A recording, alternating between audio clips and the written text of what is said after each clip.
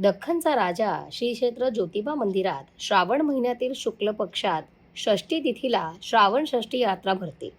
महाराष्ट्रातील अनेक खंडोबा, ज्योतिबा, भैरवनाथ आणि ग्रामदेवतांच्या मंदिरामध्ये या दिवशी विशेष उत्सव आणि यात्रा पाहायला मिळते. पौराणिक कथेनुसार श्रावण शुद्ध षष्ठीला चरपट अंबेने रत्नासुराचा वध केला. त्या समयी राक्षसाच्या रक्ताने देवीच्या अंगाचा दाह झाला. तो शांत करण्यासाठी केदारनाथांसह सर्व देवांनी लिंबू, दुर्वा, बेल आणि वाळ्याने खास पूजा केली. तेव्हापासून आजतागयत श्रावण शुद्ध षष्ठीला रात्रभर जागरण करून देवीची लिंबू, बेल आणि फुलांची विशेष पूजा बांधण्यात येते.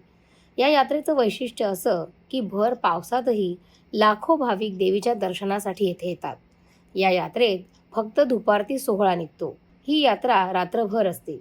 मंदिरात रात्रभर देवीचा जागर केला जातो. पहाटे दुपारती सोहळा निघून अंगारा वाटप झाल्यानंतर या यात्रेची सांगता होते. श्रावण महिना हा भगवान शिवाला अत्यंत प्रिय मानला जातो.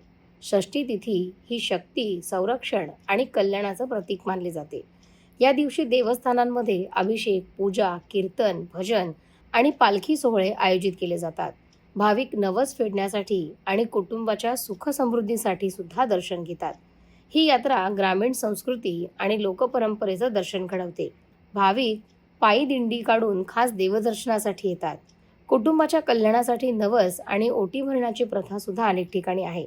काही ठिकाणी स्थानिक बाजार, खेळणी, मिठाई आणि पारंपरिक वस्तूंची दुकानं या यात्रेचं आकर्षण ठरतात.